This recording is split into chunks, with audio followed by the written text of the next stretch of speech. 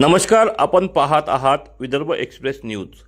खोडगाव रोडवर एअरकॉक पुन्हा लीक, महाराष्ट्र जीवन प्राधिकरण निद्रावस्थेत। अंजनगाव सुरजी शहरात एकीकडे नागरिक पाणी टंचाईचा सामना करत असताना दुसरीकडे लाखो लिटर पाणी रस्त्यावर वाया जात असल्याचा धक्कादायक प्रकार आज दुपारी समोर आला आहे। खोडगाव रोडवरील स्मशानभूमीजवळ शहराला पाणी पुरवठा करणाऱ्या मुख्य लाईनवरील एअरकॉक आज दुपारी अचानक लीक झाल्याने मोठ्या प्रमाणात पाणी वाहून जात असल्याचे दिसून आले। त्यामुळे लाखो लिटर पाण्याची नासाडी झाल्याचे समोर आले आहे।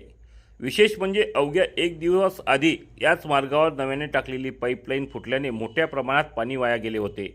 त्यानंतर पुन्हा नवीन गळती झाल्याने नागरिकांमध्ये तीव्र संताप व्यक्त केला जात आहे। शहरात आधीच एक दिवसाआड पाणी पुरवठा केला जात असून अनेक ठिकाणी दूषित, गढूळ, माती मिश्रित व दुर्गंधीयुक्त पाणी मिळत असल्याच्या तक्रारी आहेत। अशा परिस्थितीत वारंवार होणाऱ्या गळतीमुळे प्रशासनाच्या कामकाजावर प्रश्नचिन्ह निर्माण झाले आहे। नागरिकांचे म्हणणे आहे की महाराष्ट्र जीवन प्राधिकरणाचे अधिकारी आणि कर्मचारी वेळेत उपाययोजना करत नसल्याने पाण्याची मोठ्या प्रमाणात नासाडी होत आहे। आज शहराला पाणीपुरवठा केल्याने पाईपलाईनमध्ये पाणी साठून असल्याने जास्त प्रेशरमुळे हा एअरकॉक लीक झाला असून अद्यापपर्यंत कॉक दुरुस्त करण्यात आला नाही।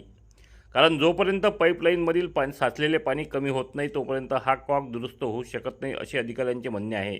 दरम्यान तातडीने गळती दुरुस्त करून भविष्यात अशा घटना टाळाव्यात अशी मागणी नागरिकांकडून करण्यात येत आहे।